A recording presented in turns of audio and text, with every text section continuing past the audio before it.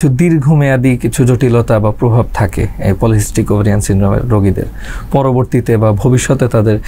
সেগুলো কি কি সমস্যা ম্যাম যেমন ডায়াবেটিসের কথা বলছিলেন কি কি হতে পারে আসলে এটা কিন্তু একটা হরমোন জনিত রোগ ঠিক আছে কিন্তু এটা কিন্তু একটা মেটাবলিক সংক্রান্ত মানে সমস্যা সংক্রান্ত রোগ বলা হয় মানে এই পলিসিস্টিক ওভারিয়ান সিনড্রোম কিন্তু আমরা আসলে অ্যাকচুয়ালি বলি যে মাল্টি মানে অনেক ধরনের সমস্যা থাকতে পারে আমি হয়তো বা বললাম হরমোন কারণ মেইন কারণটাই হরমোন দিয়ে হয় কিন্তু এখানে কিন্তু অনেক মানে মেটাবলিক সমস্যা বা অনেক ধরনের সমস্যা এর ভিতরে হতে থাকে সম্পর্কযুক্ত হ্যাঁ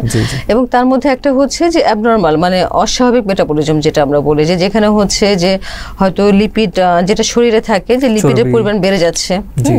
এবং হচ্ছে সুগারের পরিমাণ যেটা শর্করা শরীরের মধ্যে শর্করা তারপরে চর্বি এগুলো বেড়ে যায় হ্যাঁ রক্তের মধ্যে শর্করা বেড়ে যেতে পারে চর্বি বেড়ে যেতে পারে এবং এই যে একটা অসামঞ্জস্যতা হচ্ছে যেটা থাকার কথা সেটা না হয়ে যখন বেড়ে যায় তখন কিন্তু আমাদের ডায়াবেটিস হওয়ার একটা চান্স থাকবে এবং এটা বলা হয় টাইপ 2 ডায়াবেটিস অনেক ধরন থাকে এবং এই ক্ষেত্রে টাইপ 2 ডায়াবেটিসটা ডেভেলপ করে ডায়াবেটিস মেলাইটাস আর হচ্ছে যেহেতু এটা লিপিড মানে শরীরে রক্তে চর্বিও বেড়ে যাচ্ছে সেই ক্ষেত্রে কিন্তু হাইপার লিপিডেমিয়া যে টার্মটা হ্যাঁ বেড়ে যাওয়ার কারণে হচ্ছে এবং সেই ক্ষেত্রে প্রেসারও বেড়ে যাচ্ছে এটার সঙ্গে চর্বির সাথে রক্তের চর্বির সাথে প্রেসার একটা সম্পর্ক থাকে হ্যাঁ কাজে তার হাই প্রেসার হচ্ছে এবং হাই প্রেসারের সাথে এবং এই রক্তের চর্বির সাথে হার্টেরও সম্পর্ক থাকে কাজে তার হার্ট ডিজিজও হচ্ছে তাহলে তার একসঙ্গে আমরা দেখতেছি তার ডায়াবেটিস হচ্ছে তার প্রেসার হচ্ছে তার হার্ট ডিজিজ হচ্ছে এটা হচ্ছে যে পরবর্তী যে জটিলতা পরবর্তী জটিলতা যে আমরা তো ইনিশিয়ালগুলো বলে গেলাম যে তার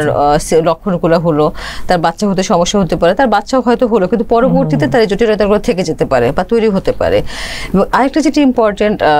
লক্ষণ বা সমস্যা জটিলতা যেটা আমরা বলবো সেটা হচ্ছে মেয়েদের জ্বরের একটা সমস্যা হতে পারে যে এই একটা সামান্য পলিসিস্টিক ওভারিয়ান সিনড্রোম থেকে কিন্তু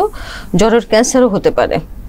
যেহেতু অনিয়মিত মাসিক হচ্ছে তার ওই যে আবার বললাম অনেকের মাসিক ঠিক অনেকে 6 মাস 1 বছরও বন্ধ থাকতে পারে বা এর বেশিও বন্ধ থাকতে পারে সেক্ষেত্রে জ্বরের ভেতরটা মোটা হয়ে যায় এবং মোটা হয়ে যাওয়াতে হাইপারপ্লাসিয়া আমরা যেটা বলি যে থিকনেস বেড়ে যায় আর কি হ্যাঁ বা মোটা হয়ে যাওয়ার কারণে এখান থেকে কিছু চেঞ্জের মাধ্যমেই অতিরিক্ত কোষ বিভাজন যেটা হচ্ছে হ্যাঁ অতিরিক্ত কোষ বিভাজনের মাধ্যমে এখান থেকে ক্যান্সারের রূপ নিতে পারে কাজেই আমরা যদি কোনো মেয়ে আসে বা মহিলা আসে আমাদের প্রথম কাজই হচ্ছে বা তাকে অ্যাডভাইস করা যে মাসিকটা রেগুলার করার জন্য যদি আমরা তাকে মাসিকটা রেগুলার করাই বা ওষুধ দিয়ে কিন্তু রেগুলার করা যাচ্ছে ওষুধ দিয়ে যদি আমরা এটা রেগুলার করাই তাহলে কিন্তু হচ্ছে তার এই সম্ভাবনাটা কমে যাচ্ছে।